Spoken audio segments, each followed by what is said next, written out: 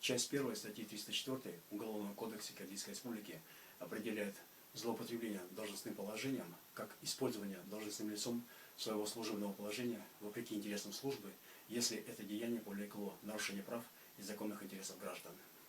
22 июня 2018 года, с учетом дополнения от 16 июля 2018 года, я подал административную жалобу на решение действия Республиканского центра психического здоровья, комиссии врачей-психиатров, РЦПЗ в части постановки мне 8 июня 2017 года диагноза о смешанном расстройстве личности, параноидном, истерическом на неблагополучном органическом фоне, церебросклероз сосудов и сохранение моей истории болезни в РЦПЗ. Для рассмотрения жалобы указания Министерства здравоохранения Киргизской Республики от 25 июня 2018 года была создана комиссия под председательством начальника управления организации медицинской помощи и лекарственной политики Минздрава Тайматова Саманбека Шакиевича. При рассмотрении жалобы и подписании отказного решения от 23 июля 2018 года Тайматов использовал свое служебное положение вопреки интересам службы. И это деяние повлекло нарушение моих прав и законных интересов в виде необеспечения мне надлежащей административной защиты от незаконного вмешательства Государственной психиатрической службы в мое личное пространство. Вот 4 признака, указывающих на совершение Тайматовым этого преступления. Тайматов назначил заседание комиссии на 18 июля 2018 года на 10 часов утра, но сам на это заседание не явился. Член комиссии, работник Минздрава Кадырова Тамила Мукашина, объяснила его отсутствие тем, что он был занят. Это было лживое объяснение. Как я уже говорил в фильме «Ошибка Омурбека Текебаева», любая встреча не является вопросом занятости участников, а является вопросом факта. Когда 16 июля 2018 года Кадырова позвонила мне с городского номера и сообщила, что заседание комиссии назначено на 18 июля 2018 года на 10 часов утра, вот этот звонок. Да. Здравствуйте, Ирина Таскарыч. Ага. Да. Здравствуйте, Тамила Лукашевна. Вот на среду в 10. Так, сегодня у нас 16 июля 2018 года, да? А это будет 18 июля 2018 года, да? Да, послезавтра. В 10 часов утра? Да. Хорошо, все, мы будем в 10 часов утра, все, обязательно. Спасибо вам. Спасибо. Спасибо. Это означало, что 18 июля 2018 года в 10 часов утра Тайматов будет занят только на заседании комиссии по рассмотрению моей жалобы. В противном случае заседание должно было быть перенесено. Но поскольку заседание не было перенесено, это означало, что Тайматов не собирался присутствовать на заседании, чтобы избежать ответственности за действия комиссии, что он и сделал во время приема меня и моего представителя 24 июля 2018 года. На заседании комиссии 18 июля 2018 года был представлен проект отказного решения Тайматова на 2 страницах. Этот проект мне вручила Кадырова 11 июля 2018 года в конце рабочего дня. Во время приема меня и моего представителя 24 июля 2018 года Тайматов заявил нам, что это не был проект его отказного решения, а был просто ничего не значащий текст. Вот это заявление Тайматова. Началось с того, что я получил предварительно проект решения вашего. У меня был полностью он. И я... Какой проект решения? Я не понял. Ну, я писала письмо, и он попросил ознакомиться, потом он попросил комиссию создать. После этого комиссию создать. А что за предварительное... Ну, просто тоже письмо, а сейчас оно более расширенное. Можно я продолжу? Значит, я получил этот проект решения. Это не проект решения принимает комиссия. Это просто подготовленный текст называется. Это не проект решения. Там есть вверху проект решения? Нет. Это просто текст подготовленный. Тайматов солгал, когда 11 июля 2018 года Кадырова позвонила мне с городского номера и сообщила, что она написала проект решения на жалобу для подписания Тайматовым. Она подтвердила, что Тайматов видел этот проект и согласился с ним. Вот этот звонок. Алло. Алло, Ренат Оскарович, Да. это с Минздрава, здравствуйте. Это Тамила Мукашина? Да, вы звонили, нет? Нет, я не звонил, я ждал вашего звонка. После обеда мы же договорились. Я думала, вы позвоните, потому что вы взяли телефон. Значит, Самат Шакевич на совещании, но мы подготовили письмо. Если оно у вас как бы не то, тогда вызываем РЦПЗ, руководство и будем собираться. Тогда я тогда, значит, вы до 6 работаете? Да. Давайте так, я до 6 часов к вам подъеду, к вам зайду. Во сколько? До 6, ну вот сейчас вот полчетвертого уже, 2 часа осталось примерно. Ну тогда мне как, я его зарегистрирую? Нет, вы его не регистрируете, вы же проект создали, правильно? Ну я написала проект, он в принципе смотрел, изучал, Да. согласился. Давайте сделаем таким образом. Вот я сейчас, значит, до 6 часов поеду к вам. У вас какой кабинет? 30-й. 30-й кабинет. Я к вам в 30-й кабинет, сейчас вот в течение 2,5 часов, до 6 часов я подъеду.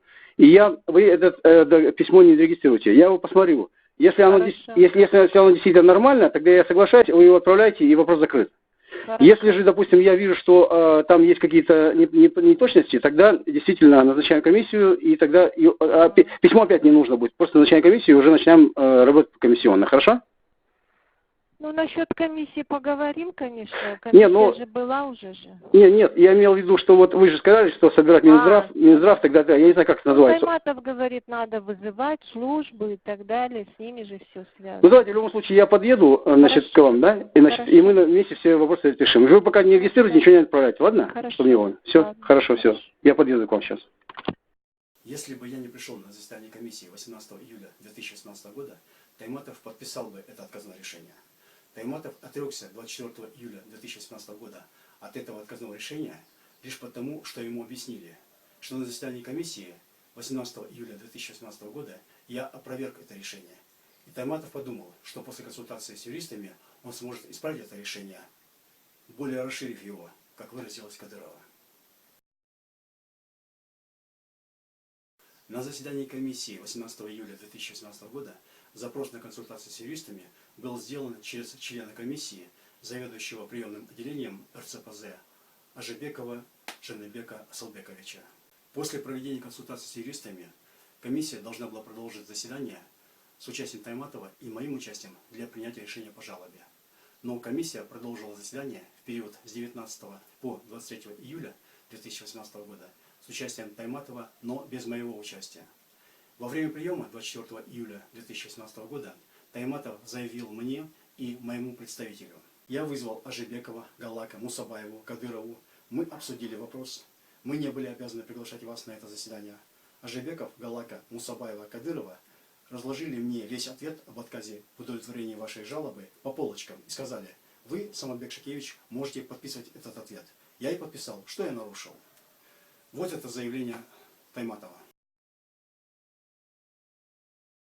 Я был Аджибеков, Галака, мы обсудили этот вопрос. Да. И здесь не обязательно ваши. Они все по полочкам разложили. И говорят, вы можете подписать. Я подписал. Что я нарушил? Объясняю, что нарушил Тайматов. Тайматов нарушил статьи 35 и 67 Закона Кыргызской Республики об основах административной деятельности и административных процедурах. В соответствии с этими статьями, кроме 4 случаев: первое, когда принимается благоприятствующее решение; второе, когда заявители не оставят на заслушивание; третье, когда принимается устный акт; четвертое, когда создается угроза безопасности жизни и здоровью людей, а также в других предусмотренных законом случаях. Кроме этих 4 случаев, во всех остальных случаях при рассмотрении административной жалобы административный орган обязан предоставить участникам процедуры возможность высказаться о фактических обстоятельствах, рассматриваемых при осуществлении административной процедуры, в том числе об обстоятельствах, по которым комиссия брала консультации у своих юристов, в связи с которыми 18 июля 2016 года она откладывала заседание. Ни одного из этих 4 случаев в моем деле не было. Поэтому, когда Тайматов сказал, что комиссия не обязана была приглашать меня на заседание для окончания рассмотрения жалобы, он тоже солгал. 3 предыдущих признака указывают на то, что Тайматов хотел злоупотребить должностным положением и принять только отказное решение по жалобе, нарушив тем самым мои права и законные интересы на обеспечение мне надлежащей административной защиты от незаконных решений, действий врачей-психиатров РЦПЗ. Поэтому для него и возглавляемой им комиссии не были важны мотивы отказа. В подписанном Тайматовым отказном решении от 23 июля 2018 года действительно не было неопровергнутых мной мотивов. Когда во время приема 24 июля 2018 года Тайматов сам удивленно спросил у Кадыровой, почему Медетбеков мне сейчас говорит, что в подписанном мной отказном решении от 23 июля 2018 года нет неопровергнутых им мотивов, Кадырова ему спокойно отвечает, если Медетбеков не согласен, пусть обращается в суд. Вот этот диалог Тайматова и Кадыровой. Это специалисты не смогли ответить. Мы ответили. А что? Ну, человек имеет право не согласиться. Мы написали, пусть обращается в суд. Такое решение, когда административное лицо отказывает заявителю в удовлетворении его жалобы с указанием в качестве единственного мотива, если вы не согласны, можете обращаться в суд, является бесспорным признаком, указывающим на злоупотребление должностным положением. Первый вывод. Генеральный прокурор Киргизской республики Аткурбек Джамшитов, помня недавний призыв президента Киргизской республики Сооронбая Жээнбекова на Иссыкульском форуме Розы Атунбаевой гражданам называть по имени всех, кто стоит за коррупцией, писать обо всех случаях в прокуратуру, обещая, что со стороны прокуратуры обязательно будет реакция на все обращения, должен возбудить уголовное дело в отношении начальника управления организации медицинской помощи и лекарственной политики Министерства здравоохранения Киргизской республики Тайматова Саматбека Шакиевича за злоупотребление должностным положением. Второй вывод. Министр здравоохранения Киргизской республики Касмазбек Чолпанбаев должен рассмотреть вопрос о соответствии Тайматова занимаемой должности в связи с допущенным им непрофессионализмом. Доказательством непрофессионализма Тайматова служит то, что он так и не смог разобраться в том, что предметом моей административной жалобы от 22 июня 2018 года, с учетом дополнения от 16 июля 2018 года, было действие комиссии врачей-психиатров РЦПЗ по постановке мне диагноза о смешанном расстройстве личности и сохранение моей истории болезни в РЦПЗ, а не моя госпитализация в РЦПЗ. Также министр здравоохранения Чолпанбаев не должен создавать очередную комиссию, потому что уже создавались 2 комиссии, которые рассматривали вопрос о моей госпитализации в РЦПЗ.